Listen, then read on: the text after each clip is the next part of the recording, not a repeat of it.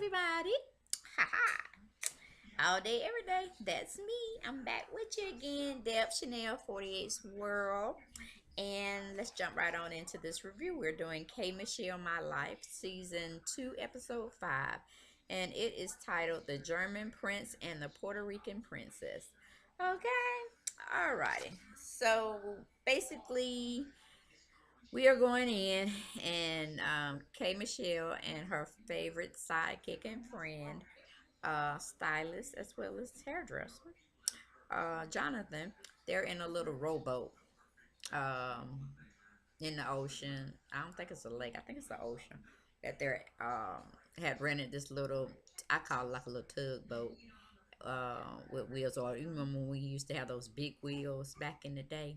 That's what it kind of reminded me of, like a big wheel on water. And they're having their little drinks, which I don't. She should know better. You can't be drinking alcohol and rowing in the big old ocean out there. The two don't mix. So she should. They both should have been on land when it came to that. So I don't really know if either one of them can swim. I don't think Kay can swim. Maybe Jonathan can, but when you're under influence of the alcohol, honey, you gotta sit it down. You gotta, just like you can't drink and drive. You know what I'm saying? Stuff hit you, and then you don't went off the road somewhere. In that case, that we don't fell out the boat and drown. But anyway, that's where we were. They were enjoying themselves. They were just kicking it and talking about different things. And then Jonathan had let out the bag that he was talking to one of his friends, I think named Sham. He's some kind of artist, um, art type of person where he can draw you and it looks exactly like you, whether it's in person or whether it's on a picture type of format. He brings his art out on canvas. Very beautiful. He had nice pictures of her hanging on his studio wall or the studio room he had rented to do his showing. And Jonathan had already had said, if he can set him and um, K Michelle up at this particular event, he would greatly appreciate it, because, he want to be flaunting around the rich and famous and rubbing elbows and kissing cheeks and all of that good stuff. But he also was trying to look out for his friend and see if he could bring some added spice and richness in her life by seeing if his friend Sham could set her up with somebody very affluent, looks good, has their own money, has their own following, and has their own self-esteem about themselves. So, of course, Shan was like, yes, I run into all those type of people all the time. Tell her we got her covered, and yes, please come and grace her presence at my event. So, since she is considered to be a music icon, and she has a very large following fan base, so of course that would add to his um, little art collection showing. So, and I'm pretty sure he's a very prominent person in LA and everybody knows of him, So he runs, his circle runs around the elite and affluent as well, individuals. So, that was pretty much it. He was letting her know, yeah, we're going to this party. She eventually, reluctantly half-ass gave a yes, but she was on for it. And she was gonna bring her entourage anyway, so it wasn't going to be anything that if she didn't care for the person, she couldn't get out of it respectfully. So the next scene is going to the Bugatti restaurant, some local uh, high-priced restaurant in LA, where K. Michelle goes to meet her lifelong friend from Memphis, uh, Paris, London. And she's there saying she was trying to get with a producer. And, K Michelle's like hugging her and, looking at her and knowing she's looking good and whatever. And she wants to know a little bit more about what type of gentleman this is that she's meeting. And she goes on to say, well, he ratchet. Or, he's supposed to be trying to be her manager or whatnot. Anyway, we didn't see anybody. So I know that was a scripted type nonsense foolery that they brought in there or introduced, because she ended up, before K Michelle wanted to exit out, she went on and said, hey, can you hook me up with somebody? I mean, the scene would have played better if they were having lunch at the Bugatti, and she just smoothed her way into giving that tea that she needed to let Kay know about. And of course, Kay was like, "Yes, I can use my affluency and get you in touch with the right people." Da da da da. But she also wanted to see if that girl could spit a rhyme, and yes, she could. Ratchet, but she spit that rhyme, and I was there for it. So she had some skills in rapping. So I don't know how we got on Safaree. I know he's supposed to be a producer and artist as well. However, if she had been watching the show, which she is on the show, so she should have known that Safaree is not a person that she could like get with on an emotional level or physical level, because that man has eyes for K Michelle. So when she said she wanted to meet with Safaree, child, I almost fell out my seat. I'm like, wait a minute, Kay, you bringing more drama into your life with friends, who call themselves your friends, but then they want to pick up your leftovers as far as in men. You better watch that Paris London, honey, because she might be trying to go out the bar before it's over with.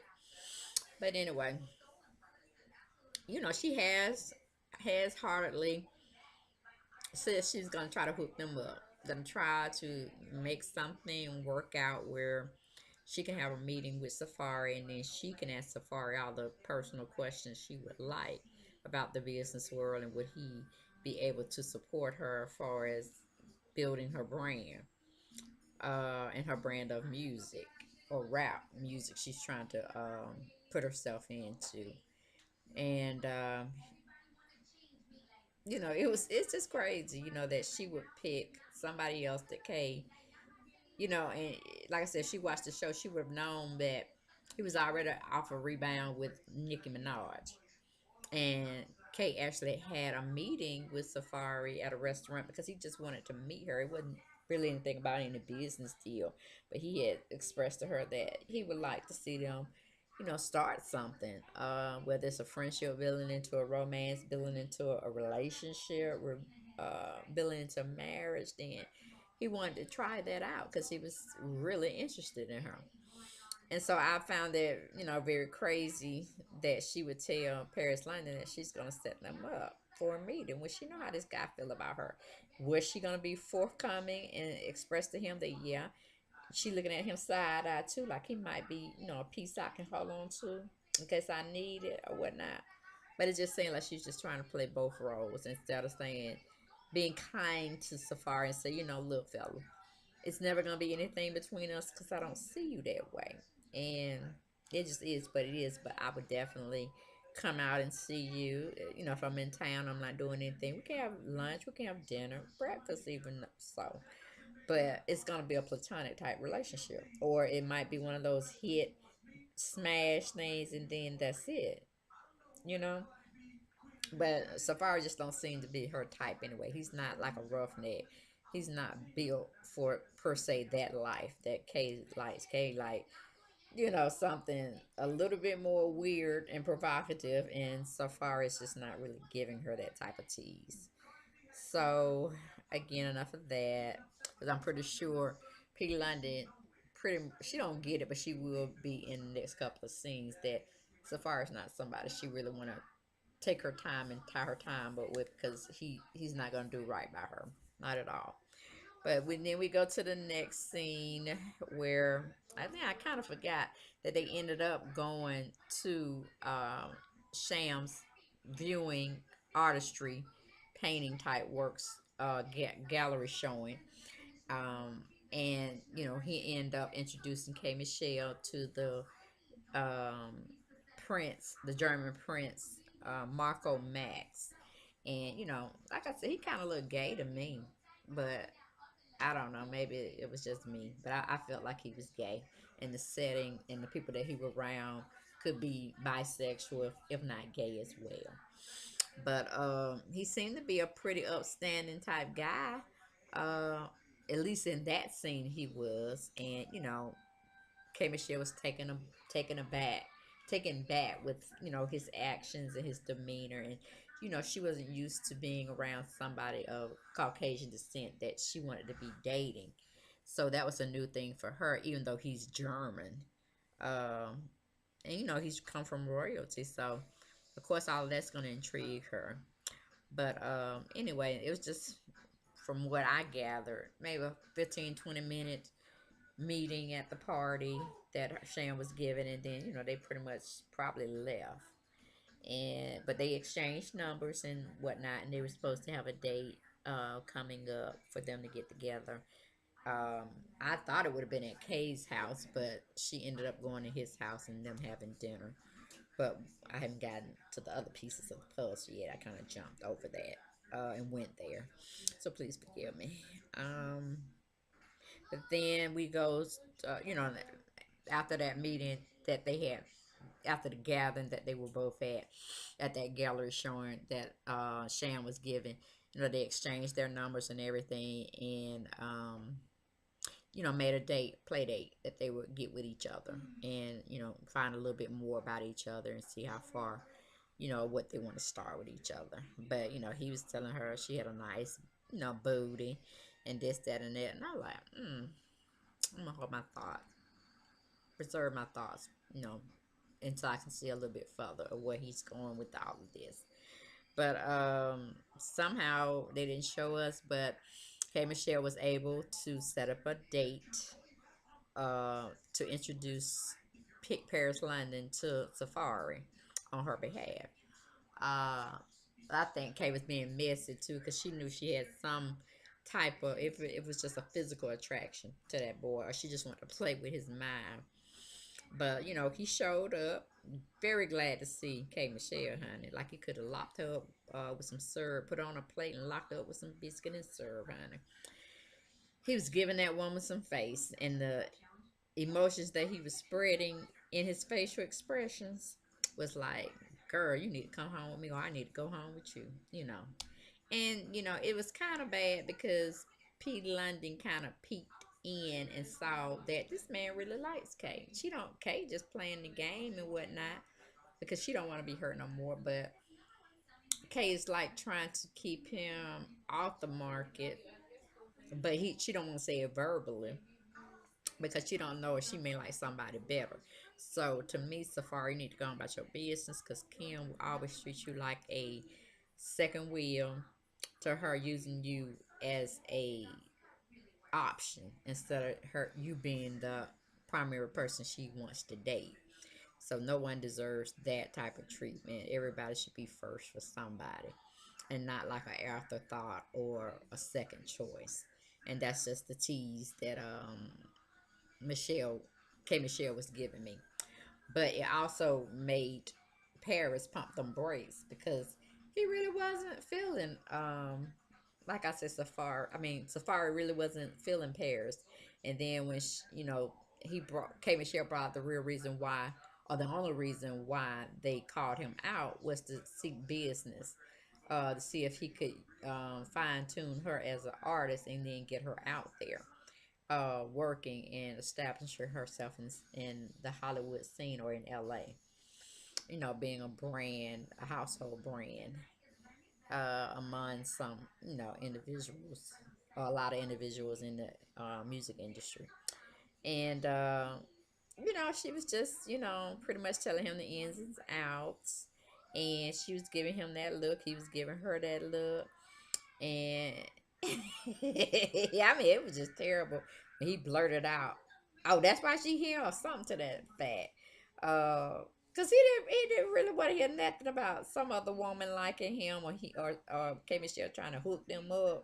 Cause he can do his own hooking up, and he kind of looked like he got offended by that because he wasn't trying to be here, meeting nobody. And I guess he thought Kay was gonna come by herself, and they was gonna have another intimate date on camera, and keeping his behind relevant, or just whatever. But I think I was pretty fearful when Kate was saying if she gave him some of her panana, he would probably do any and everything she would want. That's her little weapon she can use with men. And she kind of filled Safaree out. he wanted to feel her out too, and that's basically where they both were. But she was like, "Nah, I love my Paris, but I ain't finna use my body to set her up with somebody, and he's gonna be wanting something in return." And that's pretty much basically how he set it out to be, because he wasn't interested in her, meaning Paris. So I don't know what's gonna become of that relationship, whether it's going to be another love interest for Kay, uh, trying to feel Safaree out, or whether Safaree is gonna try to work with P. London and try to fine tune her act to make her become solidified in the industry and hopefully pick up a contract, uh, sign with some record label company, and get her career started and going. So kudos for showing us that scene. The next scene goes into where K Michelle goes to the studio. She's shown working in the studio on her album, and what they're planning on releasing. And then a friendly friend from Atlanta comes by, which is Joseline Hernandez. I guess she hadn't talked to Kay since she's been in LA, which I find that to be odd. And like I said, it's this foolish scripted stuff again. And she's just pretty much making like, hey, thanks for coming in. I know you were in LA, and I wanted to see you, and da da da da. And Dorothy goes on to fill on her butt because she's asked. Well, no, Kay filled on her butt first, because when she walked in, she walked over to Kay. Well, she said everybody, hey, and she went over there to Kay, and Kay hugged her, but she hugged her butt more than anything else. And then as the conversations, were going on, and she was telling Jocelyn about the prince she had met, and this, that, and the other, and he has this, that, and the other. But then she kind of shaded the prince, talking about her place was bigger and better looking than what he was, and he's supposed to be a prince. So she was expecting a mini mansion or a mansion child, but she just got teased and got a, probably a 4-bedroom home or whatnot. But it's just something, standard that, anybody could pretty much get and pay for. And she wasn't expecting that from him, so she kind of shaded him in that way. But they shoot the bull for a couple of minutes, and then she goes on to tell Jocelyn, does she think her butt is big, because her prince told her that, and other people in the past have told her that, and she's like, oh yeah, it's cool, but don't sleep with him, honey. Make him work for it. So I was like, Lord Jesus. She trying to tell another person how to love, and she can't even get her own stuff right. But she was saying, to K Michelle, that, if you sex them all the time and you doing it good, honey, they ain't gonna appreciate you, and they ain't gonna want to get up and work for you. You can't have that. You gotta have some girls come in and satisfy their needs, and you get that money and be looking good still, and in the eye of the public and all that fanfare. That was so funny and a cute scene. Um, and that was pretty much it. She was just letting Jocelyn was letting it K Michelle know that she's in LA. She planned on staying for a while, and trying to get her stuff tight and known a little further within our global world, because she already feels she's international, and so she wants to burn the roads down in LA so people know her up there like they have done in Atlanta. So she's just trying to make her mark up there and solidify herself up there, because she feels she's made it in Hollywood. She can make it any other place. So, like I said, with her filling herself up and having high esteem, that's a good thing for her. So that was a good taping as well.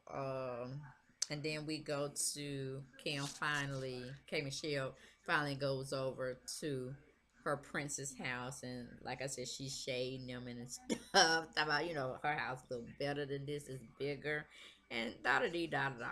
Anyway, the gentleman, she gets there. The gentleman lets her in. Takes her strictly to the straight to the kitchen, and he's already throwing food together. Um, and maybe he can cook soul food, honey. Um, but they go in, they finish. He finishes up cooking, and then he serves the plates, and they eat. And they just start talking, this, that, and the other. But I really don't think the prince knew what kind of artist she was, because at some point he thought she was just a, I don't know, a porn star, what he was getting at, or because you was talking about her big butt, and he it seems like he wanted to say she was a rapper. And I was like, what, was he in the same conversation, in the same gallery that we were in? Because she's known as an R&B singer, rhythm and blues, and she tried to, get him to understand the difference between rap and rhythm and blues, and he just looked like he was just too out of it. Like, what are you saying? Do you not do that? I was like, honey, drop this man like a bad habit, because he ain't after nothing but your butt. Um, what Safaree was, looking to have, and Bobby was too, and the list can go on and on and on. But it was just real funny how, he had went from being cordial and polite to being rude and um not so unapologetic of how he was treating her or expressing himself to her, because he was just talking about she had a big butt, but yes, she has a big heart. But he's known as the a global prince, and da da dee da da da. I was like, oh, whatever. What? This is seem like this relationship trying to go left instead of it staying in the middle and going toward the right side. So they give us a take of what's going to happen next week, and it seems like Jonathan is going to have to put the prince in his place, because he's basically not liking what he's hearing about the prince and what he's seeing. So that's gonna be extremely amusing, and I can't wait to see it. But like again, you know, Kay put herself in that situation, because she could have said, well, let's continue, let's go out a few more times before I actually come to your house, or you come to my house, and we play house, especially with the cooking aspect. So that was pretty much it of Jocelyn goes, I mean, K Michelle, I'm sorry, K Michelle, my life on that particular episode. It seems like what she deems and speaks out to the world or the universe, what she wants to have in her life, it comes to her. But in the end, in the grand scheme of things, it's not what she really needed. So I just really wish she takes her time, and she don't necessarily have to show us, trying to get this guy or this man or whatever. Just, show us how music is made, how you go about doing it, the process, and if you're going on tour, let us see that aspect of your life, because we already know, we know you're gorgeous, we know you're fine, and we know you're self-independent. So I mean, you got everything when it comes to that way. But I think you need to just slow up, and I don't know, you need to really go in prayer with the type of men you're attracting to yourself. And maybe it is because you're so showing yourself in a sexual, sensual way, that's what you end up attracting. Because we know your wardrobe is scandalous, but tasteful, if you can call that, But I don't know. It just seems like you just try so hard to be in love with the people that you align yourself with and try to get to know. Some we can tell off the bat that he's no good, but like I said, it was really far fetched for a German prince, even having some of the tendencies that he could be gay or bisexual. You would try to rock with, especially when he was like trying to throw you shade when you went to his home and he was preparing dinner for you, and he really didn't even know or try to understand, your artistry or what you actually do for a living and how you go about doing it, because it seemed like you just dumbfounded. And I found that hard to believe that he would set himself up for whew, that particular situation. And then, he's not going to really have a good game to combat with what he was feeling when he was saying, oh, well, you got a big butt. And, you were telling him that you were going to go home, because I thought that was your date for the night, and that you would spend, at least up to 11 or 12 o'clock with him, um, midnight, before you say you're going home and do this, that, and the other. So it doesn't seem like you really had a good time, but you were just trying to play it in front of the cameras. So hopefully it'll get better for you because you deserve it. Everybody deserves love, the right kind of love. But I think you just need to sit down and just, focus on being a good parent as you are, or I'm assuming you are. Um, and just living your life as a single woman right now because you have a lot of people that love to be around you. And it seems like they're single too. So you shouldn't be feeling like you're in bad company.